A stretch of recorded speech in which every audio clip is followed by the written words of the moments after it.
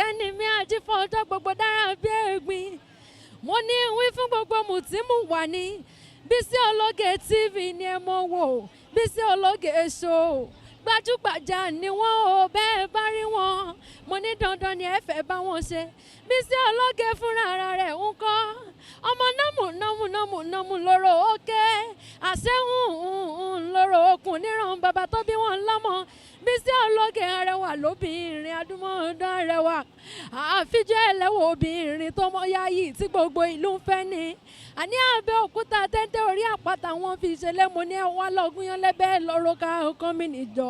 Mo ní ẹ wá fòrò yan mi ńlẹ̀. Wọ́n ní ẹja lónìí bú kí n gún yan lẹ́bẹ̀ẹ́ kí n ro ká ọkàn mi nìjọ.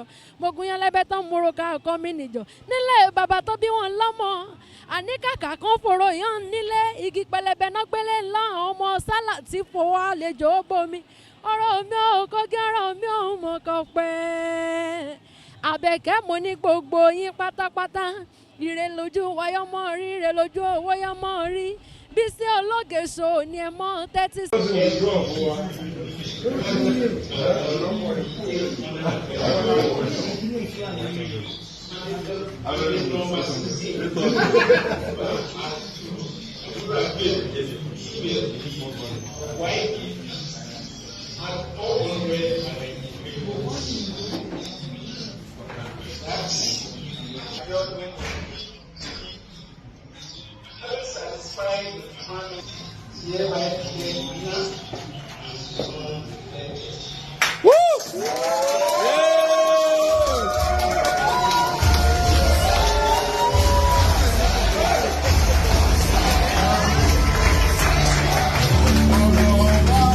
Lọ́jọ́ wẹ́wẹ́ kàṣà máa dúpẹ́ ló tọ́, àṣà máa dúpẹ́ ló tọ́, kàṣà máa ọ̀rọ̀ wa ò fẹjọ́ wẹ́wẹ́ kàṣà máa dúpẹ́ ló tọ́, àṣà máa dúpẹ́ ló tọ́, kàṣà máa dúpẹ́ ló tọ́, ọ̀rọ̀ wa ò fẹjọ́ wẹ́wẹ́ kàṣà máa dúpẹ́ ló tọ́.